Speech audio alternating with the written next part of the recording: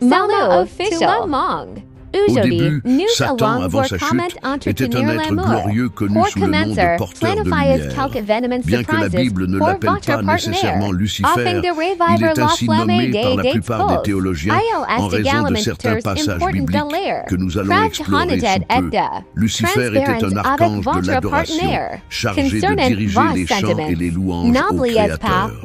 Il marchait sur des pierres de feu et sa présence irradiait la gloire de Dieu. Imaginez un être si magnifique que de nombreux théologiens croient qu'il avait des instruments de musique intégrés en lui et qu'en marchant, ces instruments jouaient des mélodies célestes, élevant l'adoration à un niveau indescriptible. Explorons les hauteurs de Lucifer dans la gloire céleste et les profondeurs de Satan dans la chute la plus tragique de l'univers. Pour comprendre pleinement la grandeur de Lucifer, il est essentiel de connaître un peu plus la structure du royaume céleste. Au ciel, il y a différentes hiérarchies, chacune avec ses légions d'anges sous commandement. Michel, l'archange guerrier, dirige les armées célestes dans les batailles spirituelles. Gabriel, l'ange messager, délivre les messages divins aux hommes. Et Lucifer, comme nous l'avons mentionné, selon la majorité des érudits de la Bible, dirigeait l'adoration, guidant les anges de louange dans leurs chants glorieux. La Bible nous donne une vision claire de la position exaltée de Lucifer avant sa chute. Dans Ésaïe 14, à partir du verset 12, nous lisons « Comment es-tu tombé du ciel, étoile du matin, fils de l'aurore? Comment es-tu abattu à terre, toi qui foulais les nations? Tu disais en ton cœur, je monterai au ciel, au-dessus des étoiles de Dieu, j'élèverai mon trône, je serai semblable au Très-Haut. Cependant, tu seras précipité dans le séjour des morts, dans les profondeurs de la fosse. » Ces versets décrivent l'ambition de Lucifer de s'égaler à Dieu. Il désirait élever son trône au-dessus des étoiles de Dieu, s'asseoir sur la montagne de l'Assemblée et être comme le Très-Haut. Cette arrogance et ce désir d'usurper la position de Dieu ont été la cause de sa chute. Lucifer, qui reflétait autrefois la lumière et la gloire divine, a été expulsé du ciel et est devenu Satan, l'adversaire de Dieu et de l'humanité. Mais comment un être si parfait et glorieux peut-il s'éloigner de Dieu?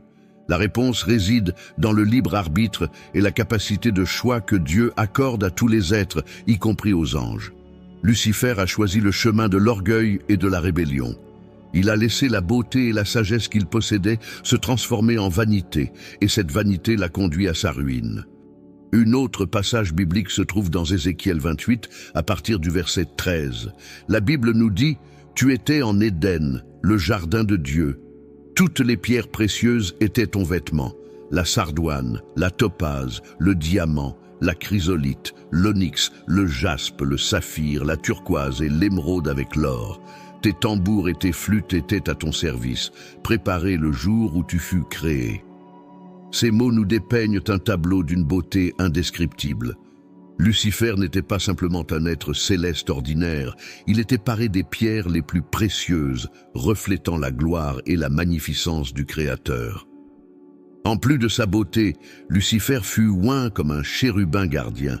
Dieu l'a désigné pour être sur la montagne sainte, marchant parmi les pierres étincelantes. Cela indique que Lucifer occupait une position de très haute honorabilité et responsabilité. Il ne dirigeait pas seulement l'adoration, mais protégeait aussi la sainteté de la montagne de Dieu. Sa présence là-bas était un symbole de pureté et de perfection divine. Cependant, quelque chose de terrible est arrivé. La Bible continue en disant « Tu étais intègre dans tes voies, depuis le jour où tu fus créé, jusqu'à ce que l'iniquité soit trouvée en toi. » Lucifer, qui était parfait depuis sa création, a permis à l'iniquité d'entrer dans son cœur. La Bible nous révèle que c'est par l'ampleur de ton commerce qu'il s'est rempli de violence et de péché. Ce commerce peut être compris comme l'utilisation de ses dons et de sa position à des fins personnelles et de manipulation au lieu de servir Dieu avec humilité et gratitude. La conséquence de ce péché fut sévère et inévitable. Dieu dit « Je t'ai précipité de la montagne de Dieu et je t'ai fait disparaître, chérubin protecteur, du milieu des pierres étincelantes. La chute de Lucifer fut une chute du plus haut état de gloire au plus profond état de disgrâce. Il fut expulsé de la montagne sainte et perdit sa position exaltée, devenant un adversaire de Dieu et de toute la création. La raison principale de sa chute est explicite. Ton cœur s'est enorgueilli à cause de ta beauté, et tu as corrompu ta sagesse par ta splendeur. L'orgueil et la vanité furent les éléments corrosifs qui menèrent Lucifer à mépriser l'autorité divine et à chercher sa propre gloire. Cet orgueil a corrompu sa sagesse et déformé sa vision, le conduisant à un chemin de destruction. Dieu, dans sa justice, ne pouvait laisser ce péché impuni. Je te précipiterai sur la terre, je te réduirai en cendres sur la terre, sous les yeux de tous ceux qui te regardent. Par la multitude de tes iniquités et par l'injustice de ton commerce, tu as profané tes sanctuaires. C'est pourquoi j'ai fait sortir du milieu de toi un feu qui t'a dévoré. La punition de Lucifer fut publique et définitive, un témoignage pour toutes les créatures de ce qui arrive lorsqu'on défie la sainteté et l'autorité de Dieu. Lucifer n'était pas simplement un ange ordinaire. Il avait une relation spéciale avec Dieu le Père. Il était sous l'autorité de Dieu et jouissait d'une proximité avec le Créateur que la plupart des anges n'expérimentaient pas. La majorité des anges ne s'approchent jamais très près de Dieu. Ils révèrent la sainteté et la majesté du Seigneur à tel point qu'ils couvrent leur visage et clament sans cesse « Saint, Saint, Saint ». Cette scène d'adoration est magnifiquement décrite dans Ésaïe chapitre 6, qui nous donne une vision de l'environnement céleste où Lucifer servait. Les séraphins, avec leurs 6 ailes, couvraient leur visage en révérence à la gloire de Dieu. Ils clamaient la sainteté du Seigneur, remplissant le ciel de louanges qui résonnaient à travers l'éternité. Imaginez être dans un lieu où la présence de Dieu est si puissante que même les structures du temple tremblent et la maison se remplit de fumée sacrée. Lucifer, avec sa beauté incomparable, faisait partie de ce décor d'adoration céleste. Dans sa gloire et son splendeur, il avait une position unique au ciel. Il était le porteur de lumière, reflétant la majesté de Dieu d'une manière extraordinaire. Sa proximité avec Dieu le remplissait d'une gloire si intense qu'en sortant de la présence divine, il brillait encore de la lumière de Dieu. Cette lumière faisait que Lucifer ressemblait beaucoup à Dieu aux yeux des autres anges, devenant ainsi le plus proche qu'il pouvait être de voir la gloire divine. Lucifer marchait de haut en bas sur les pierres de feu et montait sur la montagne de Dieu. Il entrait dans la présence glorieuse du Tout-Puissant, donnant gloire, honneur et action de grâce. Nous pouvons imaginer que, lors d'un de ces moments de transition, en sortant de la présence de Dieu, Lucifer a commencé à remarquer quelque chose de significatif. Il s'est regardé et a vu qu'il brillait de la gloire de Dieu. Cet éclat était si intense qu'il ne se voyait plus comme Lucifer, mais voyait la gloire de Dieu reflétée en lui. C'est à ce moment que l'orgueil a commencé à remplir son cœur. Lucifer a commencé à penser qu'il était égal à Dieu, qu'il n'avait plus besoin de se prosterner devant le Créateur. Il ne voulait plus seulement refléter la lumière de Dieu, il voulait être Dieu. Ce désir ardent de prendre la place de Dieu fut le début de sa chute. Avec cette nouvelle conviction, Lucifer est sorti pour tromper les anges qui étaient sous son commandement. Il a utilisé son influence et l'éclat de la gloire divine qu'il reflétait pour persuader un tiers des anges de se joindre à lui dans sa rébellion. Ces anges, voyant Lucifer si proche de la gloire de Dieu, furent trompés et décidèrent de le suivre. Et ainsi commença une guerre dans le ciel. Michel et ses anges fidèles ont combattu contre Lucifer et ses anges rebelles. La bataille fut féroce et intense, une véritable scène de guerre céleste. Le conflit dura ce qui semblait être des décennies, les deux armées angéliques s'affrontant sans cesse. Cependant, la victoire était assurée du côté de la justice. Le Seigneur des armées, dans son autorité suprême, intervint dans la bataille. Il lança Lucifer et ses anges déchus sur la terre, vaincus et humiliés. Jésus, le Verbe, était également présent et a témoigné de cette chute dramatique. Jésus a dit « Je voyais Satan tomber du ciel comme un éclair » Luc 10, 18. Ainsi, Lucifer devint Satan. Il cessa d'être le porteur de lumière pour devenir le porteur des ténèbres. Sa rébellion et son orgueil l'ont transformé en adversaire de Dieu et de l'humanité, et il continue à travailler pour tromper et détruire jusqu'à aujourd'hui. Satan apparaît à nouveau dans les Écritures sous la forme d'un serpent dans le jardin d'Éden. C'est là qu'il a trompé Adam et Ève pour qu'ils mangent du fruit interdit. Avec ruse et tromperie, il a persuadé Ève de désobéir à Dieu en disant « Vous ne mourrez point » Genèse 3, 4. En mangeant du fruit, Adam a apporté une malédiction sur toute l'humanité, entraînant la séparation de Dieu et l'entrée du péché et de la mort dans le monde. Ce choix tragique résonne encore aujourd'hui, affectant chacun de nous.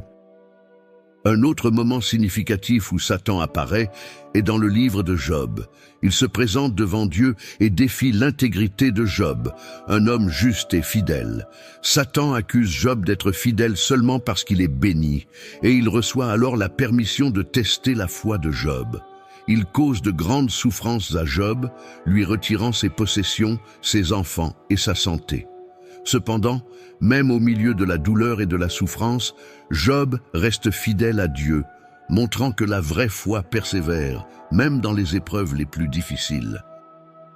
Satan a également tenté Jésus dans le désert après un jeûne de 40 jours. Cette tentation est relatée dans Matthieu 4. D'abord, Satan tente Jésus de transformer des pierres en pain pour apaiser sa faim, en disant « Si tu es le Fils de Dieu, ordonne que ces pierres deviennent des pains. » Jésus répond avec fermeté, « Il est écrit, l'homme ne vivra pas de pain seulement, mais de toute parole qui sort de la bouche de Dieu. » Ici, Jésus nous montre l'importance de dépendre de la parole de Dieu au-dessus de nos besoins physiques. Ensuite, Satan emmène Jésus au sommet du temple et le défie de se jeter, citant les Écritures, « Si tu es le Fils de Dieu, jette-toi en bas, car il est écrit, il donnera des ordres à ses anges à ton sujet, et ils te porteront sur leurs mains, de peur que ton pied ne heurte une pierre. » Jésus répond de nouveau avec l'Écriture. Il est aussi écrit, « Tu ne tenteras pas le Seigneur, ton Dieu. » Jésus nous enseigne que nous ne devons pas tester Dieu, mais faire confiance à sa protection et à ses soins. Enfin, Satan emmène Jésus sur une montagne très élevée et lui montre tous les royaumes du monde, les offrant à Jésus en échange de l'adoration. « Je te donnerai toutes ces choses, si tu te prosternes et m'adores. » Jésus rejette cette offre avec autorité. « Retire-toi, Satan, car il est écrit, tu adoreras le Seigneur, ton Dieu, et tu le serviras lui seul. » Ici, Jésus réaffirme que l'adoration appartient uniquement à Dieu et qu'aucun pouvoir ou richesse terrestre ne peut remplacer notre engagement envers le Créateur. Le livre de l'Apocalypse nous révèle que Satan sera emprisonné pour 1000 ans. Dans l'Apocalypse chapitre 20, nous lisons « Puis je vis un ange descendre du ciel, ayant la clé de l'abîme et une grande chaîne dans sa main. Il saisit le dragon, le serpent ancien qui est le diable et Satan, et le lia pour 1000 ans. Il le jeta dans l'abîme, ferma et scella l'entrée au-dessus de lui, afin qu'il ne séduise plus les nations, jusqu'à ce que les 1000 ans soient accomplis. Après cela, il faut qu'il soit délié pour un peu de temps. » Cet emprisonnement de Satan représente une ère de paix et de justice sur la terre, où il ne pourra plus tromper les nations. Pendant ces 1000 ans, le royaume de Dieu sera pleinement établi, et la justice et la vérité prévaudront. Imaginez un temps où l'influence maléfique de Satan sera totalement contenue, permettant à l'humanité d'expérimenter la véritable paix et communion avec Dieu. Cependant, la prophétie ne s'arrête pas là. L'Apocalypse chapitre 20, à partir du verset 7, nous dit que « Quand les 1000 ans seront accomplis, Satan sera relâché de sa prison. Il sortira pour séduire les nations qui sont aux 4 coins de la terre, Gog et Magog, afin de les rassembler pour la guerre. Leur nombre est comme le sable de la mer. Elles montèrent sur la surface de la terre, et elles investirent le camp des saints et la ville bien-aimée. Mais un feu descendit du ciel et les dévora, et le diable qui les séduisait fut jeté dans les temps de feu et de soufre où sont la bête et le faux prophète. Et ils seront tourmentés jour et nuit au siècle des siècles.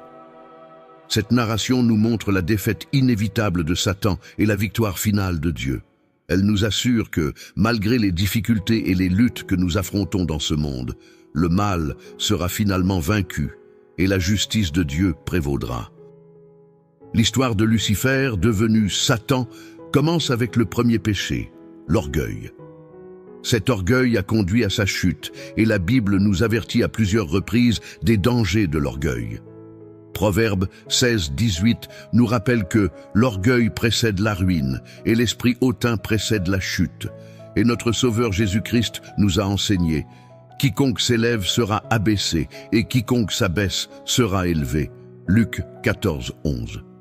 Nous devons toujours veiller à ne pas laisser notre ego et notre orgueil nous éloigner de Dieu.